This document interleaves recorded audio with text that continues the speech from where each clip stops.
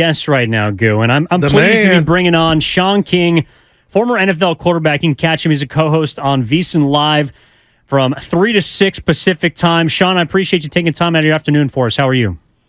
Hey, thanks for having me, man. How you guys doing? Doing great. Look, we're just trying to make sense of the first preseason game with the San Francisco 49ers and the Las Vegas Raiders. Yesterday, 34-7, the Niners get beat by the Raiders. But, of course, everyone, Shaun, has got their eyes on the quarterback. And I just want to ask you, as someone that has played in those games, that has had to fight for a position and has done it successfully, how do you as a quarterback kind of enter? Can you take us inside the helmet of someone like Trey Lance who is battling for a backup spot? How do you kind of approach the preseason game, and then how much do you take out of it?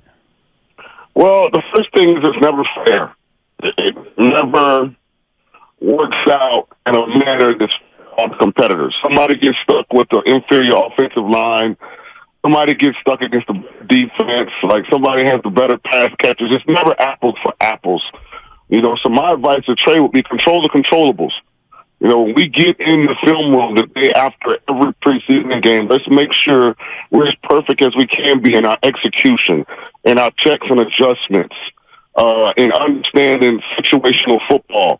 I mean, there are going to be some physical errors, some physical things that we can't control, but the mental parts, we control all of those. Let's make sure we're 100%.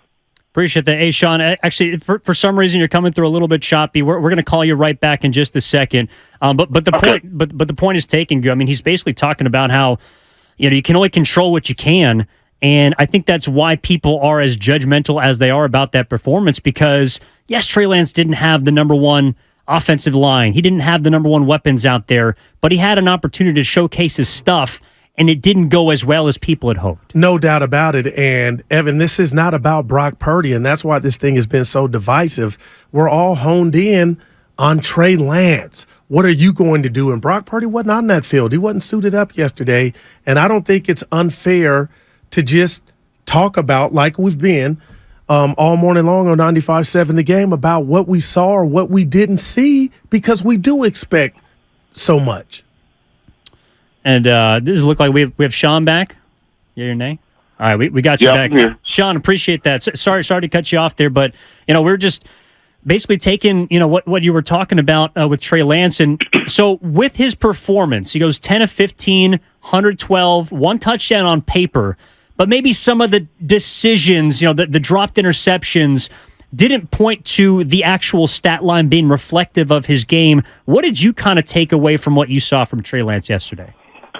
Well, this is what the offensive line that starts the game for the 49ers, but it never get hurt, because that group that was out there was awful. I mean, if you're being honest, what Trey was under constant pressure. It was immediate pressure. I didn't feel like it was a situation where, he was holding the ball too long. I just think they didn't have most of the starters in, and they weren't doing a good job of protecting. I thought the same things that showed themselves at North Dakota State still are part of Trey Lance. Big-time talent, inconsistent execution. Misses a couple throws he should make, then puts together a drive where he makes some throws that make you understand that he does still have a future in this league if he continues to work hard. I'll say this really quick. As smart as John and Kyle are, I said from the beginning that this was a terrible fit. Trey had 1 year starting at North Dakota State, sat out the COVID year before his draft. He was a young man that needed to play without expectations. Niners' expectations were Super Bowl. I never thought they'd be able to bridge that gap in actual game situations. Now, it hasn't happened more so due to injury than anything else, but I never thought this fit would work. Wow, that's heavy, Shaun. And I'm going to be honest with you. I'm a black man just like you are. My favorite quarterback of all time is Warren Moon and what he had to deal with. I know you're familiar with that. And this topic, Trey Lance, has been so divisive here in the Bay Area. We've had media write articles that maybe he's on his way out. And as a black man, Shaun, I'm like, okay, hold on. How do you go from starter to maybe not making the team? But that was me and my feelings saying, okay, is this opportunity fair? Wasn't the team. I'm reading and let it control my emotions. My question to you is, after I see him perform yesterday and I don't see growth, and it's just one preseason game, Shaun, I'm having a hard time right now defending what you saw when they announced that he was coming to San Francisco. My question is, do you think they see him in practice or Kyle and lose confidence? How does that work in the NFL, or is it all about what you do on Sundays? Well, I think they have this raw talent in Trey Lance, and then they have a very refined player in Brock Purdy.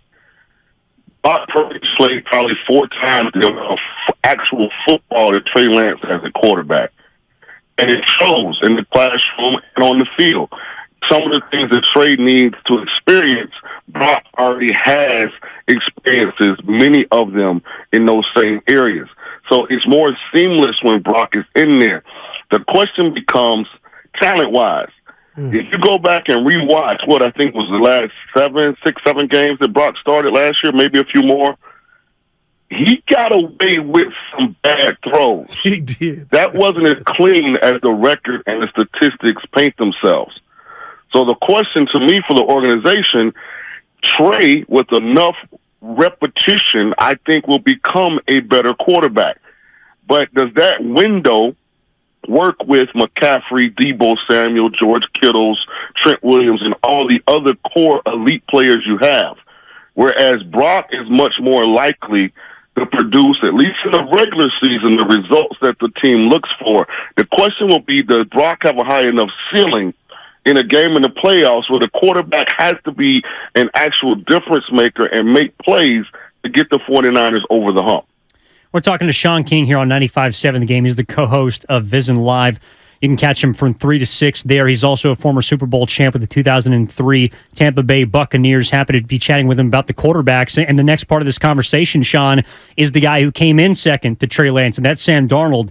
And from what we saw yesterday, understanding it's a small sample size, but there's only 3 preseason games, kind of the way that I view the quarterback hierarchy in San Francisco would be Brock Purdy 1, and I still have some of the questions that you do, but he is the leader in the clubhouse. Sam Darnold, to me, is your more prototypical backup quarterback, a guy with a higher floor right now than Trey Lance, who by process of elimination would be my third quarterback. Is that the way that you would view the Niners hierarchy at this point? Purdy, Darnold, and then Lance? Well, not being there boot the ground based on the reports from, platforms like you guys that cover the 49ers more closely, that's what it seems like. John Lynch is a former teammate of mine. So proud of everything he's accomplished. If I was someone that was in his ear regarding this situation, I would go back to Trey Lance to start the season. When you look at the cost of acquiring Trey Lance, I don't think you can just give up on that experiment after 2 starts. I mean, 3 starts. I mean, he started 2 games. He got hurt in the second game last year, right? Then in his rookie year, he started Arizona and got hurt in that game, if I'm not mistaken.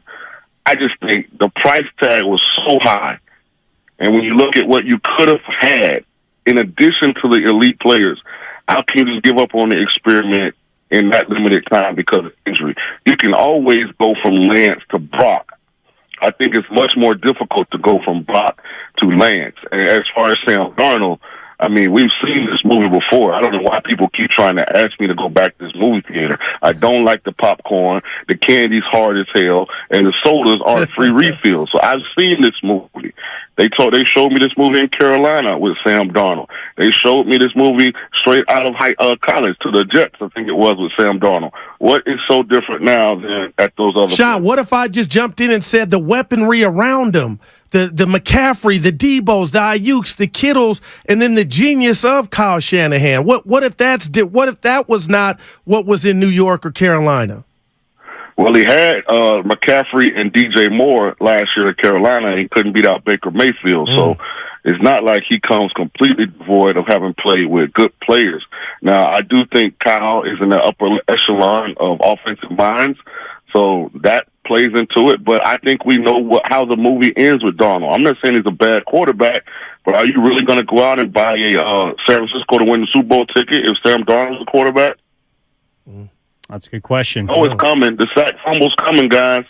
The third down force in the coverage in a crucial situation, it's coming. I'm telling you, I've seen that movie.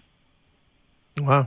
No, Shaun, and look, we really appreciate your time, and thank you for helping us kind of decipher this quarterback room, because it's unfortunately a little bit of a mystery for a team with Super Bowl aspirations. So thank you for providing your insight, and we appreciate your time. Let me say this right before I go. Hey, if you're a fan of the 49ers, support all those guys. No negativity towards any of them. It's not your decision or their decision who plays. They just got to support the guy in there and hope he does his best.